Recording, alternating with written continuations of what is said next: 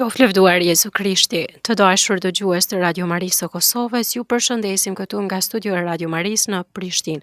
Së bashku me mua është motër Lindita Spaçi nga rregulli i motrave ngjëllore të Shën Palit, gjithashtu edhe drejtoresh në shkollën Loyolla. Mirë se ke ardhur motër. Faleminderit për tezën Adelina, mirë se u gjeta. Përshëndetje të ngrohtë për ty dhe për të gjithë dëgjuesit e Radio Marisë. Faleminderit shumë, është kënaqësi me të pas në studio. Të dashur dëgjues, bashku me motrën Lindita do të flasim qysh prej thirrjes së saj si motër e deri në shërbimin e saj, edhe në famulli, mirë po edhe në shkollë. Motër, për dëgjuesit tona, mundesh me na tregu sa i përket thirrjes tënde, çka të ka shtyr më shumë ti për më bë motër?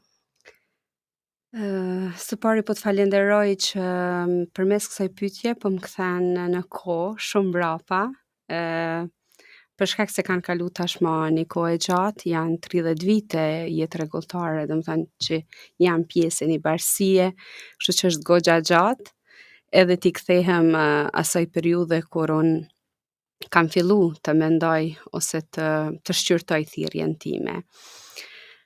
E kam thënë edhe në raste të tjera, edhe tani dëshiroj ta them që thirrja ime ka filluar së pari në familje, përmes modelit dhe shembullit të prindërve të mi.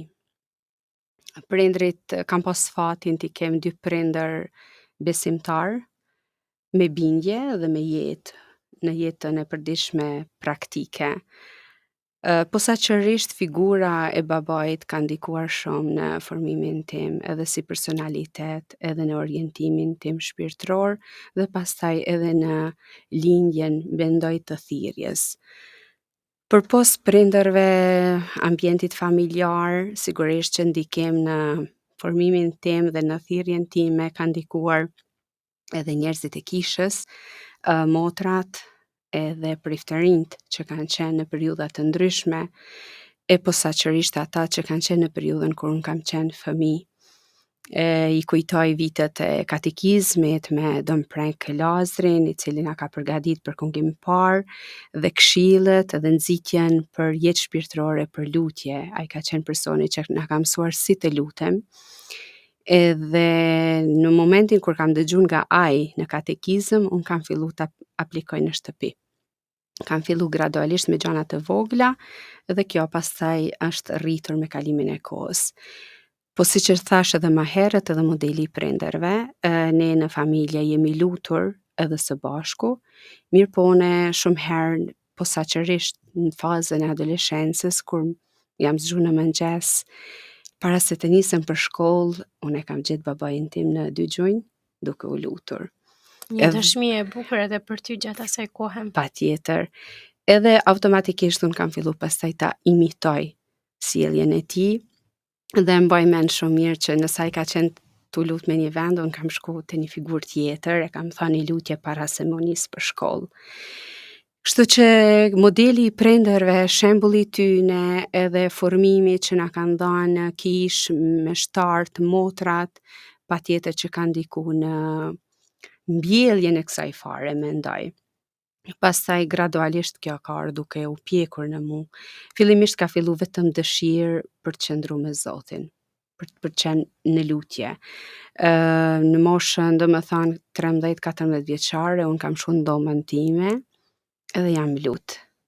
Pastaj kjo kohë e lutjes ka ardhur duke u zgjatur, sepse nga kënaqësia që kam ndjen lutje, nuk më kam mjaftu 5 minuta, 10 minuta, gjysmore, nuk e di më, nuk e mas më kohën sa kam qëndru, kam këndu, jam lut, kam lexu fjalën e Zotit, aq sa kam kuptu, aq sa kam ditë për moshën që kam pas. Domethënë gjithçka ka fillu kështu. Kur isha në klasën e 8, siç është traditë bekimi i shtëpijave në familjet tona, edhe meshtarët zakonisht shpërndahen, atëherë kanë qenë disa në familjen e Prizrenit që kanë shërby, po atë vit në familjen time erdhi Don Shanzefi, edhe ai po më pyet në cilën klasë je, çka po bën, çfarë planesh ke, edhe di që ma ka thënë këtë fjalë, pse s'po bëhesh motër? Edhe Don Shani e ka këtë shprehi, edhe ka bë mirë, sepse për të parën herë unë kam fillu me mendu që unë mund të bëhem motër, sepse Edhe për shkak të moshës, edhe mungesë të informacionit, kam menduar që njerëzit e kushtuar janë të jashtëzakonshëm, janë hynor, domethënë nuk janë njerëz të zakonshëm siç ishim ose siç e ndjeja veten. Por i bën diçka më të Edhe veçantë. për të parën herë unë kam bërë pyetje. Unë mund të bëhem motër? Edhe për asaj dite, kur jam lutur me këtë qëllim dhe kam thënë Zot, nëse ti dëshiron dhe nëse kjo është vullnesa jote, atë ti më trego se si duhet. Edhe kështu ka lind thirrja ime. Motër, si e kanë pranu prind, familja jote? Pavarësisht që ata janë kënë besimtare krejt, po nga njëherë kur është një pyetje që dikush të largohet dhe ja kushton jetën e vet Zotit, mundet me qenë pak e vështirë. Atëherë, siç thash, domethënë në moshën klasën e 8, 14-15 vjeçare, une nga që kisha kriju këtë stil pak më ndryshe në krahasim me moshën time me shoqet e mia, domethënë nuk ishte e zakonshme që një vajzë pasi të vi për shkolle të mbyllet në dhomë dhe të lutet, ose pastaj bisedat me shoqërinë nuk ishin më ato që kanë qenë më të hershme ose të zakonshme siç i kishin shoqet e mia. Edhe këtë ndryshim prindrit e mi e kanë vrejt. Mirë po, nga që asun s'kam ditë se çka po ndodh. Edhe atyne nuk ju ka shku mendja, nuk është që kam arrit me diskutu. Edhe vendimi im kur unë e kam marrë që të hyj në bashkësi ka qenë një periudhë paksa edhe delikate për familjen time, sepse në atë periudhë babai im s'ishte mirë me shëndet, edhe pse unë realisht nuk e dija se çka ka, por e dija që ka qenë keq me shëndet. Edhe në qershor të 96-ës, kur isha unë akoma në shkollë dhe në atë fazë timën, ai ndroi jetë pa pritmas, edhe ishte një fazë pak e vështirë, po unë këtë proces i kisha filluar mrena vetes, këtë shqyrtim. Mirë, po nuk kisha arrit me shpreh, sepse asu nuk e dija se çfarë do të ndodh. Edhe nuk kam arrit m'ia thënë atij. E kështu që Besoj që ai mas miri e ka kuptu pastaj. E mendoj që ai pastaj ka ndërmjetësu dhe ka ndihmu për me marrë këtë vendim.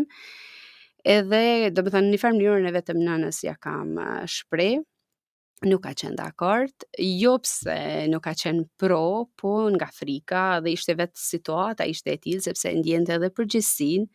Edhe domethënë ajo pastaj është këshillu me njerëz të tjerë, me xhaxhain tim, me familjarë tjerë se çka të bëj. Edhe unë këtë gjë kam kuptuar më vonë, nuk e kam ditë atëherë që ajo është këshillu. Edhe kanë thënë okay. Por e di që një mbështetje kam pas për vllajt, ata e di atëherë, vllajt vogël që i thot nanës, po le ta provoj. Arriti mirë, nuk arriti, është okay, domethënë kthehet në shtëpi, nuk është problem, po mos ja prish. Kështu që shumë dakord nuk kanë qenë, rezistencë nuk është që kanë pas të madhe, domethënë absolutisht nuk ban, mirë po ma kanë dhënë këtë mundësi me provu dhe jam mirënjohëse sepse jo vetëm atëherë ma kanë bë me kuptu që dyert e shtëpisë janë të hapura kurdo që ti nuk e ndjen veten, por nëna ime ka vazhdu derisa jam bë motër, për çdo pushim që kam shku, ajo më ka thënë nëse vetëm pak je në dyshim, nuk e ndjen veten, rri në shtëpi. E me këtë gjë ajo më ka ndihmu shumë, sepse çdo herë e ke pasur mbështetjen e familjes. Me pyetjen e saj dhe me lirinë që ma ka dhënë, më ka ndihmu që vendimi im me qenë i sakt, transparent edhe pa frikë. Edhe kështu që kështu ka ndodhur edhe vendimi edhe përkraja e familjes time. Që të kanë ndihmuar shumë në thirrjen tënde. Patjetër shumë. Motër, pse pikërisht të zgjedhe kongregatën e motrave angjëllore të Shërbalit? Atëherë apo kanë qenë motrat angjëllore që kanë shërbyer atë kohë? Atëherë ke parasysh që ne në atë moshë, po edhe përpara nuk është që kemi pas shumë mundësi me pas informacione që çush funksionon jetë e kushtuar, sa lloje kongregatash janë, me njoft karizmat për shpirtit, nuk është që kemi pas informacion, them vërtetën edhe për shkak të moshës, po dhe ka qenë tjetër jetë atëherë, domethënë tani trit kanë më shumë mundësi me ditë për këtë pjesë. Edhe kanë kontakte Ndosht- ma shumë me Po, motra. ndoshta dhe stili i jetës që kanë bërë motrat përpara nuk kanë qenë shumë kontakt me njerëz, edhe nuk ju është dhënë mundësia të rive me ditë më shumë, me pa stilin e jetës motrave, me pa që ekzistojnë në kongregata të ndryshme në kish, karizma të ndryshëm. Domethënë nuk është që kemi pas informacion. Normalisht, duke qenë se unë jam rrit me motrat angjëllore, edhe motrat angjëllore kanë qenë pjesë e formimit tim si fëmijë, si adoleshente në jetën time shpirtërore, pastaj edhe duke qenë baba im i lidhur me kishën, i cili ka kontribuar edhe në ndërtimin e kishës, edhe në shumë iniciativa në atë kohë. Ne kemi pas shumë shpesh edhe mysafir në shtëpinë tonë, priftat kemi pas i peshvin, im zotnik Prelen, driti pas shpirti, e mbaj mend si e vogël, Dom Nikolla çdo vit ka qenë në familjen tonë, famulletari atëhershëm, pastaj kanë vazhduar dhe prift të rinj tjerë, Dom Tom Karica, Dom Prenk Lazli, Dom Shanzefi, Dom Nu Gjergji, domethënë këto janë meshtarët e fëmirisë dhe adoleshencës time, edhe ata kanë qenë shumë shpesh në familjen time, qoftë ndonjëherë kanë lajmëruar, ndonjëherë para lajmërim, ata kanë qenë mysafirë e shtëpisë. Edhe kjo ka ndiku bashkë me motrat. Kështu që nuk kam menduar në më shumë, thjesht ju kam shpreh motrave të mia që i kam pas aty, edhe motra Violeta Prenka ka qenë atë në atë periudhë në Grashdanik që ka ardhur në Mesh, sepse ne kemi shkuar në Grashdanik në Mesh. Ajo ka qenë personi i parë që ja kam shpreh, edhe më kujtohet më ka thënë prit si je e vogël. Mirë po, pastaj gradualisht normal kam hinë komunikim edhe me motra tjera, edhe derisa kemi marrë vendimin për me hy. Motër, pasi që e ke marrë vendimin, ti ke fillu me njëherë shkollimin, apo? Atëherë, me qenë se isha e re, sa përfundova klasën e 8, domethënë pa i mbush akoma 15 vjet, në atë periudhë motrat angjëllore kishin hap shtëpinë në Shkodër. Domethënë ishte viti i parë, akoma s'kishin marrë një vit që kishin hap shtëpinë. Edhe në Prizren atë kohë nuk është që kishte kandidate, ishin vetëm motrat. Edhe në Shqipëri ndërkohë kishte hy vetëm një vajzë dhe ishin në pritje disa vajza tjera, edhe për të qenë më mirë për mua nga që isha e re mos me qenë vetëm, atëherë motrat marrin vendim që unë të shkoj në Shkodër. Edhe kështu që pasi kam hy, ka qenë 2 muaj kam qëndruar në Prizren derisa jam përgatitur dokumentet, edhe pastaj kam kalu në Shkodër, edhe aty kam pas 4 vitet e mia të para, që ndërkohë kam bërë shkollën e mesme në Shkodër, edhe kam qëndruar me motra dhe ndërkohë më është dhënë mundësia me kalu fazën si kandidate, mirë po dhe me shqyrtu thirrjen time. Motër, a ke pas ndonjëherë dyshime sa i përket thirrjes tënde, ose ndonjë vështirësi që të ka shqetësuar gjatë asaj kohe? Me thënë të drejtën, unë jam ndje mirë që në momentin e parë kur kam hyrë në bashkësi, edhe në Prizren kur kam hyrë, domethënë jam ndje shumë mirë, e rrethuar prej motrave, ajo atmosfera më ka pëlqyer. Pastaj edhe kur kam kalu në Shkodër, kanë qenë 2 motra, edhe pastaj një kandidate, po gradualisht kanë ardhur edhe të tjera, të motrave domethënë nga Shqipëria. Me thënë të drejtën, unë jam ndje shumë mirë gjithmonë në bashkësi, edhe ajo çka mua më ka pëlqyer te motrat angjëllore, që besoj që më ka ndihmuar edhe për hir të moshës që kam pas, ka qenë atmosferë familjare, shumë familjare. Ndoshta edhe rrethanat kanë qenë të tilla. Kemi jetuar në një shtëpi shumë të vjetër në Shkodër, me qira, edhe kushtet nuk i kemi pas shumë të mira, edhe kemi, domethënë struktura e shtëpisë nuk ka qenë në një kuvendi, po ka qenë në një shtëpie familjare. Edhe stili që kemi bën aty jetës, domethënë ka qenë ashtu shumë familjar. Po, nuk na kanë diferencu si kandidate, po kemi qenë pjesë e jetës motrave në çdo moment. Në momentin e lutjes, të daljes, të ushqimit, të mysafirit kur ka ardhur, s'kemi pas ka më shku. Domethënë gjithë kemi qenë bashk.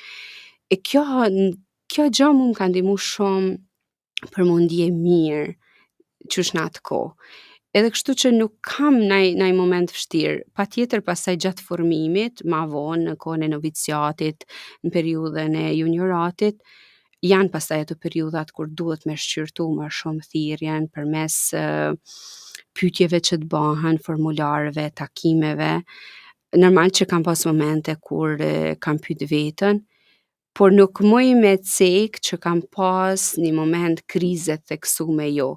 Ndoshta kam pyet, kam pas një vështirësi, por Mirë, po ke në ditë një edhe me moment menaxhu edhe me te i kalu. po, një moment lutje kam mjaftu, ose kam hap librin edhe kam marrë një përgjigje më njëherë, dhe më thënë në momente të caktume, vërtet gjithmonë e kam marrë një përgjigje për Zotit edhe gjithmonë e kam kuptu që okay, kjo është vullnesa e Zotit, kjo është jeta ime, këtë Zoti e ka përcaktu për mu.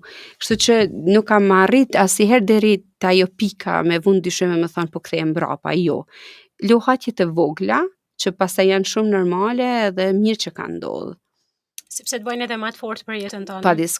Pa diskutim. Motër, e dim që në botë vetëm se numri i personave të kushtuar është duke rënë. Çfarë mesazh ju kishe dhënë të rinjve që t'ja kushtojnë jetën Zotit? Pse për këtë thirrjeve? Po. Mbas jetës tonë, dëshmisë tonë. E vërtet. Atëherë ne mendojmë që s'ka thirrje më, shumë herë dëgjohet kjo fjalë. Thirrja, e para gjatë thirrja është dhuratë. Thirrja është çdo përcaktim jetësor, edhe të bësh prind, ka thirrje të ndryshme, po në rastin ton thirrja për t'i kushtuar Zotit, atëherë kjo është një dhuratë, po dhuratë që i jepet njeriut pa merita.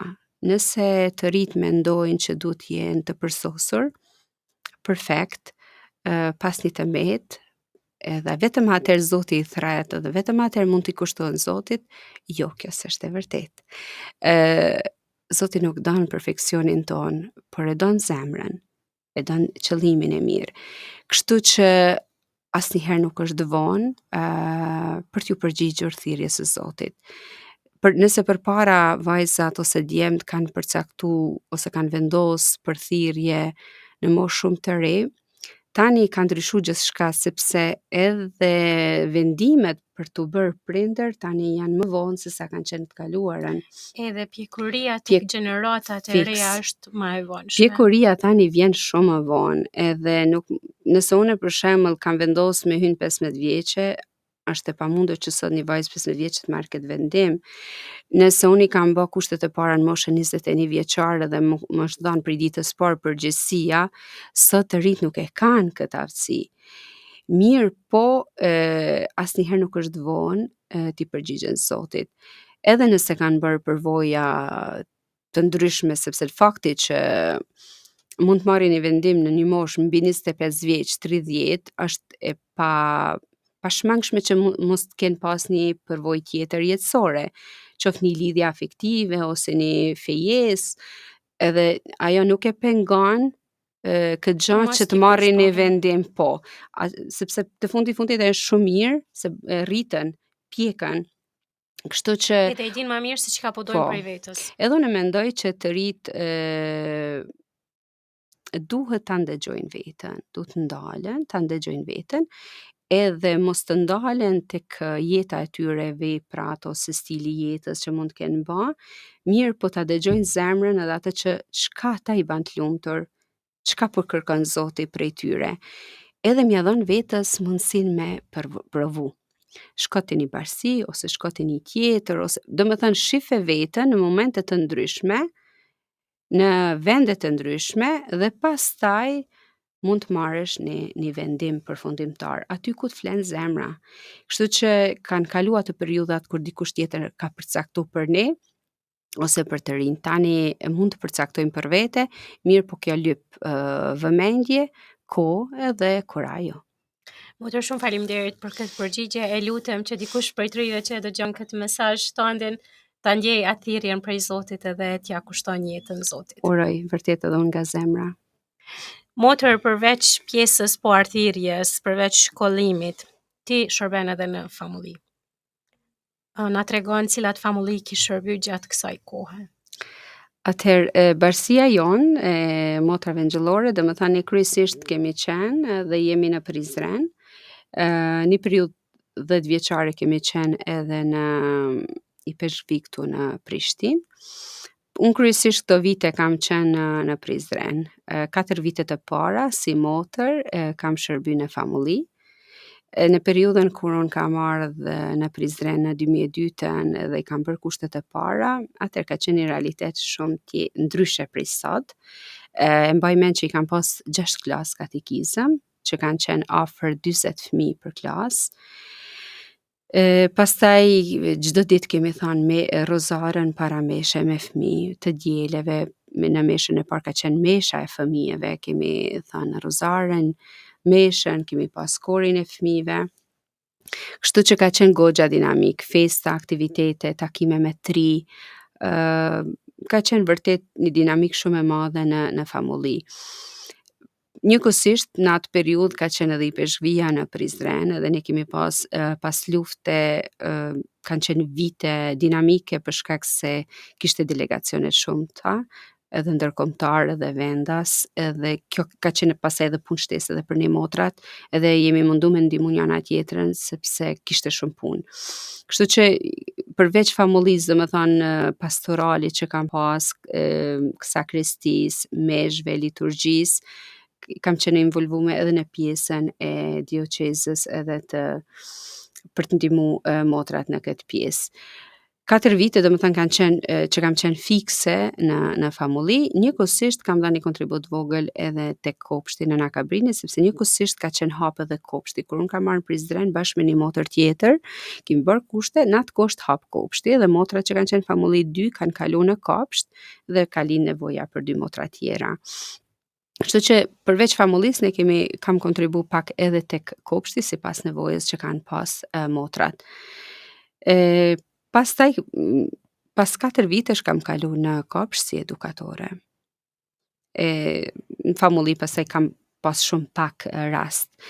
Një vit kam qenë në Prishtinë kur është hap domethënë I peshqvia, kur ka bërë transferimin, vitin e parë kam qenë këtu, ndërkohë kam pa katedralen të rrit. Kur kam marrë kanë qenë vetëm themelet e katedrales dhe kam shku kur kemi festu, domethënë meshën e parë aty deri në kulm dhe pastaj ka qenë nevoja që të kthehem prapë në Prizren. Kur jam kthy, pastaj jam kthy në pozitën e drejtoreshës në kopsht. Kam udhëheq kopshtin 7 vite, edhe njëkohësisht edhe kam bë dhe pjesën e edukatorës. Mas 7 vitesh pastaj më është kërku me kalu në Loyola, pas me udhëheq shkollën fillore. Po gjatë këtyre viteve, domethënë përpos që kemi qenë në shkollë, një kontribut vogël kemi vazhdu me dhënë edhe në famulli, edhe në filialen e Prizrenit që është Grashdaniku. Motër, sa është e vështirë edhe me qenë pranishme në famulli me shërbim famulli, mirë po edhe në fushën e edukimit me shërbim, pasi që shkollat merr një energji jashtëzakonisht madhe. E sidomos ju që keni mbajtë edhe pozitën e drejtoreshës. Atëherë në këtë rast, po, e vërtet shkolla merr shumë kohë dhe shumë energji. Merr kohë dhe energji nëse normal përkushtimi është 100%, kuptohet. Pastaj kohë dhe mundësi për famulli nuk mbetet shumë, mbetet pak ose minimale që mundesh me kontribuash në fundjavë. Po dhe fundjavat shumë herë janë të zëna, qoftë për një trajnim, qoftë për një aktivitet, ose në kuadër të kishës, ose në kuadër të shkollës. Po, gjithsesi prania, domethënë në famulli, qoftë në mesh, qoftë në një takim, e ka efektin e vet. Por nuk është që ke mundësi me qenë shumë aktive pasaj në famulli, se shkolla vërtet merr shumë energji. Edhe unë zakonisht jam mundu që aty ku jam ta jap 100%, sepse në vitet kur edhe kam fillu unë ka qenë vitet e para, është thjesht me kriju. Edhe është thjesht me dhënë 100% për me kriju këtë që është sot. Edhe pas shumë vitesh, pastaj edhe mundesh me qenë pak fleksibël, po vitet e para e don përkushtimin, po. Jam munduar që me qenë aty e fokusume, shumë herë kam lënë edhe, domethënë edhe pjesën time, formimin tim profesional anash, shumë trajnime ose shumë konferenca I kam lënë vetëm se nuk kam dashur që të mos jem e pranishme. Për mua ka qenë ajo e rëndësishme me ndërtu shkollën, me funksionu sa ma mirë edhe mendoj që kam bërë gjën e duhur sepse kemi arrit me pas një sukses. Vërtet motër Loyola është një prej shkollave më të mira në vend. Çka e dallon këtë institucion prej institucioneve tjera shkollore? Atër, dallimi Apo bazë, është vetë prezenca e motrave që janë në shkollë që e bën ato më të fakt, do me thënë, ajo niset së pari koncepti i themelimit i kësaj shkolle, ne duhet ta dallojmë edhe pse është shkollë private. Loyola nuk është shkollë private në kuptimin e biznesit. Nuk është që e kemi themelu ose ka themelu një individ ose dikush për të përfitime. E para gjë kjo është. Qëllimi ka qenë që me hap një vatër të kulturës, të edukimit, formimit intelektual, profesional, njerëzor për brezat e ri. Kjo ka qenë qëllimi i parë, qoftë i Kishës Katolike, qoftë i jezuitëve, të cilët kanë qenë të parët që ja kanë dhënë bazën. Kjo është gjëja e parë që e dallon Loyolën. Pastaj e dyta është serioziteti, është disiplina, siguria, dinamika e punës që bëhet, kriteri i lartë. Këto janë që e diferencojnë Loyolën nga institucionet tjera. Edhe që kanë bërë jetë një prej shkollave të suksesshme. Po, padyshim, edhe unë mendoj që këto duhet vazhdojnë, sepse një shkollë pa kriter të lartë, duhet me rujt kriterin, pa disiplin, pa siguri, nuk mundet me funksionu. Edhe nëse teknologjia mrin kulmet e veta, edhe nëse inovacionet të ndryshme arsimore vinë, këto janë bazat. Pa këto nuk mundet me funksionu një institucion, një grup njerëzish, pa disiplin, pa regula, pa pun, pa kriter, nuk mundet me funksionu. Kështu që Loyola këto i ka pas që nga fillimi, janë rujt, të cilat është ndërtu. janë rujt edhe mendoj që duhet të vazhdojnë të ruhen. Shpresojmë, vetëm për mirë gjithmonë. Motër, si ka qenë rolin tuaj si motër, bashkëpunimi me stafin, me prindërit, mirë po edhe me nxënësit? Nga përvoja ime, tani po bën shumë vite, muj me thënë, kam hinë kategorinë atyre që thojnë shumë vjeçare. Kalon koha aq shpejt sa që kur e kam dëgju për tjerëve këtë gjë, kam thënë, kush e di sa komerr. Po vërtet vitet kalojnë edhe tani edhe unë ndjej veten që muj me thënë janë vite tashmë përvoje në arsim. Nga përvoja ime personale, qysh në kopsht, siç e ceka edhe më herët në Loyola, komunikimi me prindër ka qenë një ndër elementet kyçe që na kanë sjellë edhe suksesin. Komunikimi me prind në kuptimin e ndërtimit të vlerave tek fëmijët, tek formimi i tyne, tek zhvillimi i tyne, jo në kuptimin e interesave, absolutisht. Kjo ka qenë gjëja më e bukur që kam arrit me bën përvojën time dhe e kam pa që përmes prindërve mundesh me kriju shumë gjëra të bukura për institucionin që janë në favor të fëmijëve. Sepse aty ku nuk mrim ne, është prindi. Edhe nëse prindi është i kënaqur me edukimin, me formimin e fëmijës vet, ai është në gjendje me bë gjithçka. Sepse është gjëja më e çmueshme që ka një prind është fëmia. Kështu që bashkëpunimi me prind ka qenë shumë i mirë në gjitha këto vite. Pastaj normal edhe me mësimdhënësit, sepse automatikisht në brenda një institucioni nuk mundesh me funksionu vetë. Edhe kur merr një iniciativë në kuadër të shkollës, atëherë involvohen edhe mësimdhënësit edhe prindrit, duke pas në qendër fëmijën. Edhe gjitha këto e krijojnë dinamikën, qoftë direkte, qoftë indirekte, edhe e krijon atmosferën bashkëpunuese kolektive të institucionit me komunitetin. E këto kanë qenë ato pikat e forta që na kanë ndihmu me kriju vërtet gjëra të bukura dhe iniciativa të bukura në shkollë. Kështu që në mënyrë indirekte janë involvu të gjithë dhe është kriju klima e bashkëpunimit mësues, institucion, mësues edhe prind e anasjelltas. Po kjo ka lind gradualisht, është rrit edhe është rrit në spontanitet, jo me sforco, jo me një linje të saktë në kuptimin, po thjesht ta bëjmë diçka, po gjithmonë të pas fokusin tek fëmijët. Edhe vërtet sa herë kemi marrë një iniciativë pedagogjike në kuptimin e bamirësisë, këtë gjaje mund ta potencoj tek prindrit, gjithmonë janë shumë të kënaqur dhe shumë sensibël me bashkëpunu kur është në favor me ndihmu dikant që është në nevojë. Posaçërisht në kuadër të festave të fundvitit, ne organizojmë çdo vit iniciativa bamirësie dhe prindrit janë shumë të gatshëm me dhanë kur është në pyetje për të ndihmuar një fëmijë, Besoj një motër të që edhe ju e moshuar. keni dhënë një shembull të mirë që i keni nxitë edhe prindërit me qenë bashkëpunues me juve. Qëllimi im ka qenë gjithmonë me zhvillu empatinë te fëmijët. Sepse nuk është Gjë që është e nevojshme. nuk ka qenë qëllimi për shembull vetëm për me ndihmu dikant, sepse nuk jemi ne që mund t'ia kryjm një nevojë dikujt, mas pakti shkolla mundet me bë këtë gjë, se si jemi institucion bamirësie, nuk jemi organizat, është institucion shkollor, e qëllimi im ka qenë gjithmonë që përmes këtyre aktiviteteve me zhvillu empatinë te fëmijët. Atë përmes kësaj normal lindin aktivitete konkrete që pastaj ndihmojnë dikant. Mendoj që empatia është një ndër elementet bazë që duhet mu fut në për shkolla. Unë e kam vendosur që disa vite, kam kriju një orë të veçantë kujdestarie, e kam bën normë të mësimdhënies për mësues në shkollën fillore me qëllim të zhvillimit të empatisë tek fëmijët. Edhe gjitha këto iniciativa që bëhen pastaj në bashkëpunim edhe me prind, sepse ne s'kemi fuqi vetëm i bë, ndihmojnë pastaj në aspektin konkret të zhvillimit të empatisë.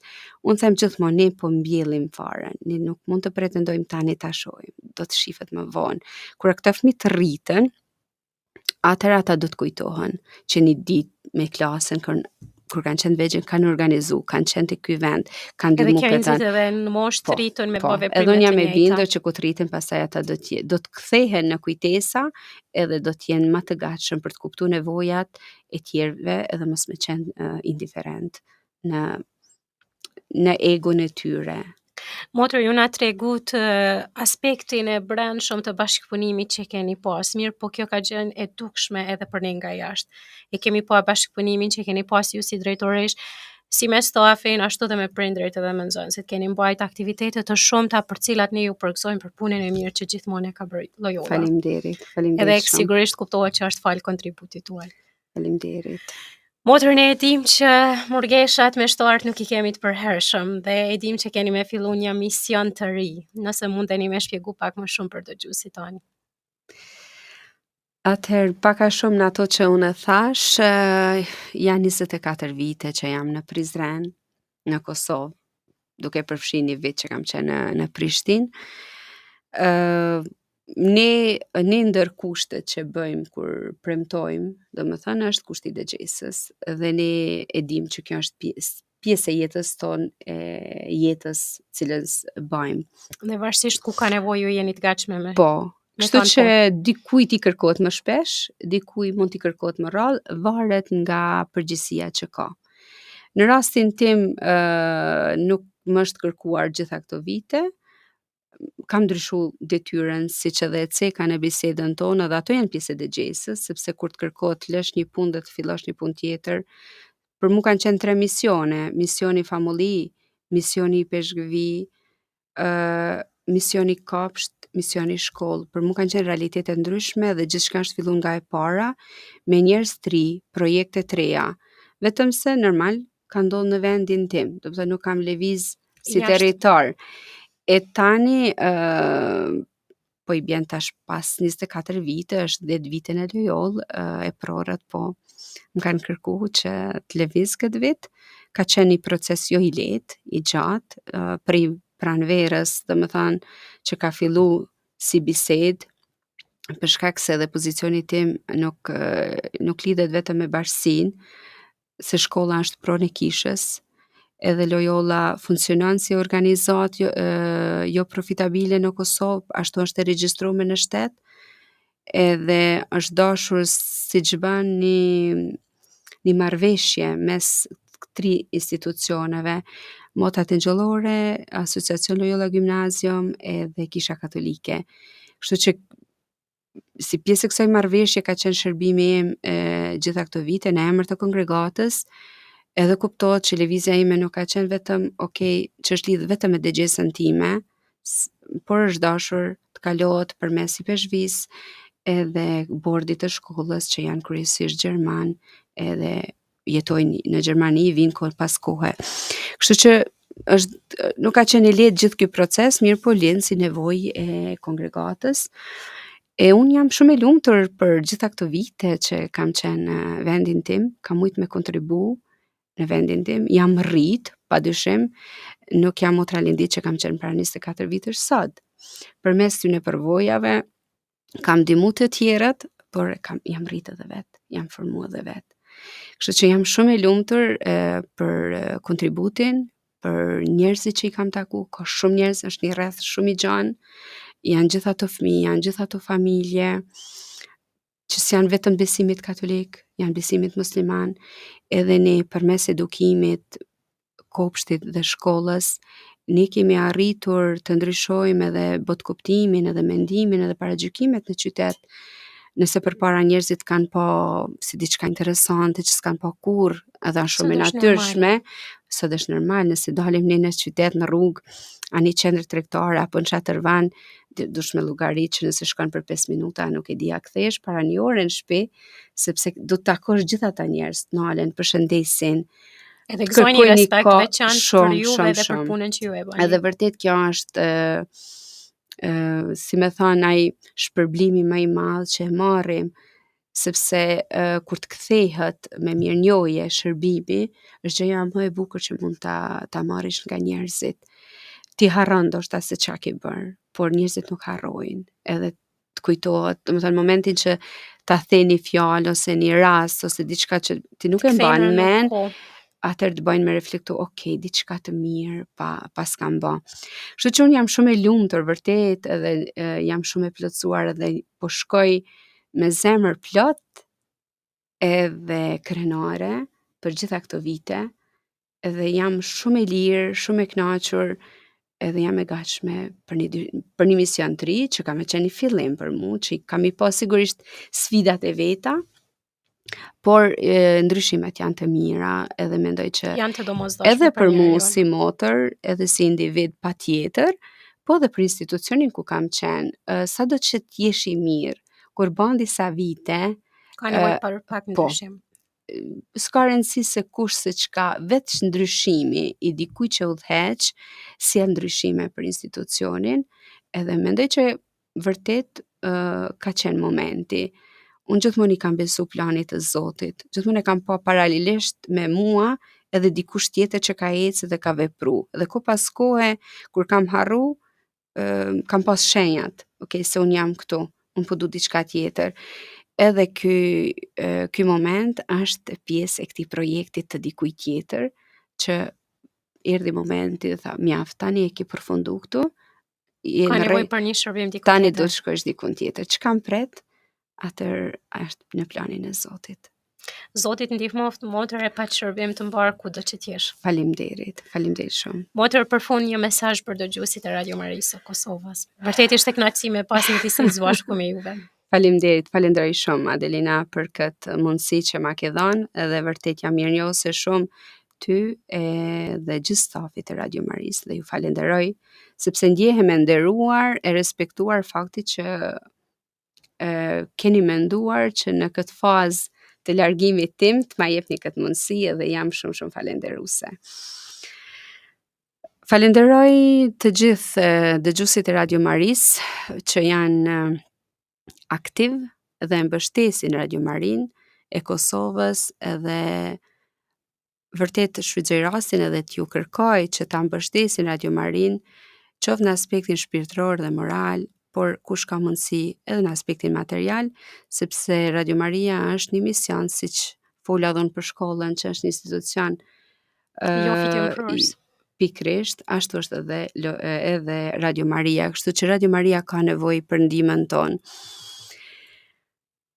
Kisha me pas shumë gjëra për të thënë për dëgjuesit, por nga përvoja ime misionare deri tanishme, kam të fuqishme këtë pjesën e vlerave edhe të rujtjes së vlerave në familje.